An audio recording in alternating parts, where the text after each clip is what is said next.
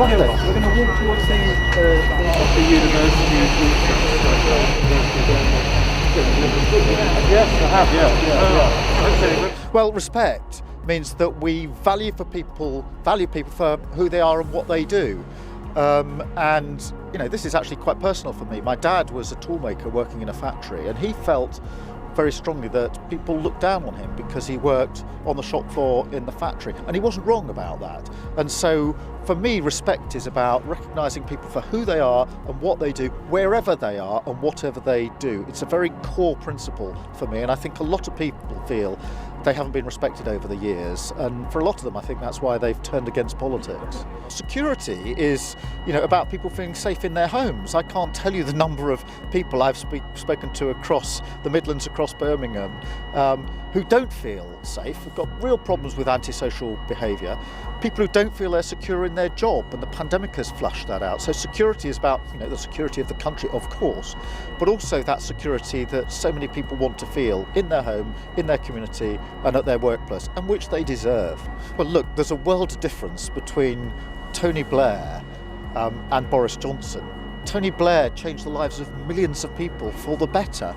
He introduced a minimum wage. He set up Sure Start for young families that changed lives, put money into hospitals and to schools, and of course was a key player in the peace agreement in Northern Ireland, a historic agreement in Northern Ireland after the terrible troubles that went before. And I've worked in Northern Ireland. I know and I've felt from the communities there just what that means. So I think there's a world of difference between the two, I'm afraid, in my book. I think we need many, many more tests. What we know about this variant is it's obviously highly infectious, but also there are many people without any symptoms at all. And so we need to separate out those who've got the variant and those that haven't. The best way to do that is mass lateral flow tests. And the government's let us down, because those tests aren't available on anything like the scale that we need.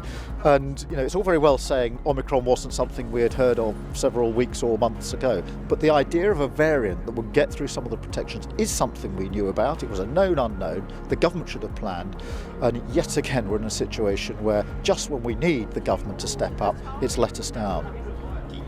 Take another look at Labour. We've changed. This government is clearly not up to the job, and we are offering solutions for the future that we want to discuss with you to make sure that we can all buy into the idea of a new and better Britain as we come out of the pandemic. And I look forward to those discussions across the region, wherever I go. Even if they're difficult ones? I don't mind difficult discussions.